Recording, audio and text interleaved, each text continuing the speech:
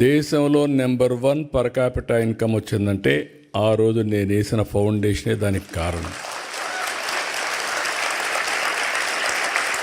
నేను ఎవ్రీడే మీకు చెప్పేవాడిని.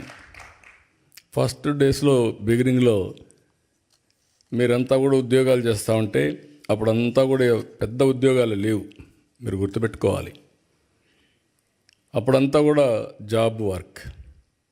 అమెరికాలో డాక్టర్లు డే టైం పనిచేస్తారు, ఆ స్క్రిప్ట్లంతా ఇండియాకి పంపిస్తారు, అవన్నీ టైప్ చేసి మళ్ళీ అప్డేట్ చేస్తే మార్నింగ్ డాక్టర్ వస్తానే అది చూసుకొని నెక్స్ట్ ముందుకు పోతాడు. అది బిగినింగ్లో మనం చేసింది.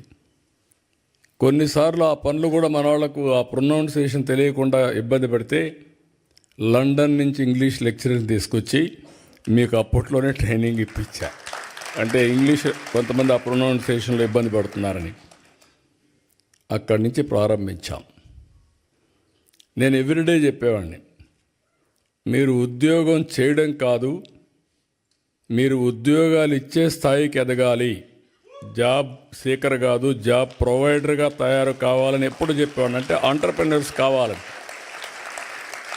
నేను చెప్పడమే కాదు, ఒక 40-50 మంది ఆంటర్‌ప్రెన్యూర్స్ని నాతో తీసుకెళ్ళి ప్రపంచం మొత్తం వాళ్ళకు చూపించి రౌండ్ టేబుల్ కాన్ఫరెన్స్లు పెట్టేవాడిని. ఆ దేశంలో ఉండే ఆంటర్‌ప్రెన్యూర్స్ని పిలిపించి వీళ్లకు వాళ్ళకు నెట్వర్క్ చేసి ఎంఓయూలు కానీ లేకపోతే అనేక విధాలుగా అనుసంధానం చేస్తే ఈరోజు నేను గర్వంగా చెప్పగలుగుతున్నా, సెకండ్ జనరేషన్ ఆంటర్‌ప్రెన్యూర్స్ దానికి చిరునామా తెలుగు రాష్ట్రాలంటే ఆ రోజు చేసిన ఫౌండేషనే. ఇప్పుడే మా ఆడబిడ్డ చెప్తా ఉంది, ఆ రోజు చదువుకోవాలంటే ఆడపిల్లలు చదివించేవాళ్ళు కాదు తల్లిదండ్రులు. నేను ఎవ్రీడే సవాలుగా తీసుకొని చెప్పేవాడిని, మగపిల్లవాడైనా ఆడపిల్ల అయినా బాగా చదివించండి, మీకు ఇది ఒక పెద్ద ఆస్తి, వివక్షత చూపించద్దని ఎవ్రీడే చెప్పేవాడిని. చెప్పడం కాదు, నేను ఒక పాలసీ తీసుకొచ్చాను.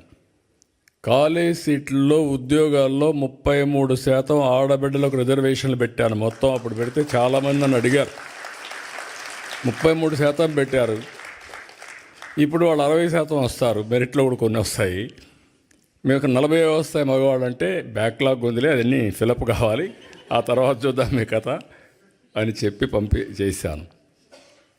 అదే మాదిరిగా రాత్రుల్లో కూడా ఆడబిడ్డలు పనిచేయగలుగుతారని నిరూపించి ఐటీ దీనికి 24/7 కింద పెట్టి ప్రత్యేకంగా సెక్యూరిటీ కూడా పెట్టి మీకు పని చేయించాం. ఇప్పుడు ఏ ఐటీ కంపెనీకి పోయినా నేను అప్పుడప్పుడు కంపేర్ చేస్తూ ఉంటాను, మీలో కూడా ఉంటారు.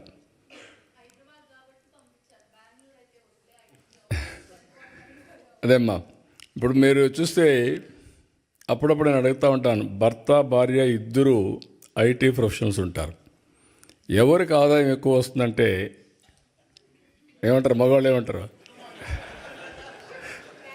గెస్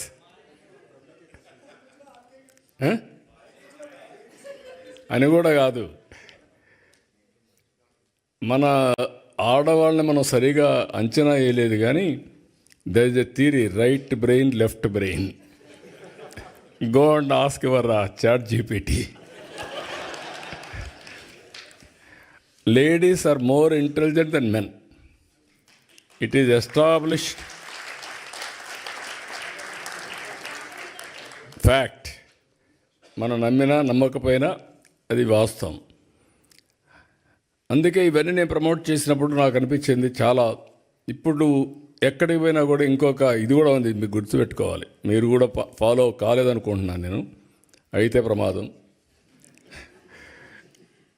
డబ్బులు వచ్చాయి, ఇద్దరు కూడా ఉద్యోగాలు చేస్తున్నారు, double income, no kids, let us enjoy.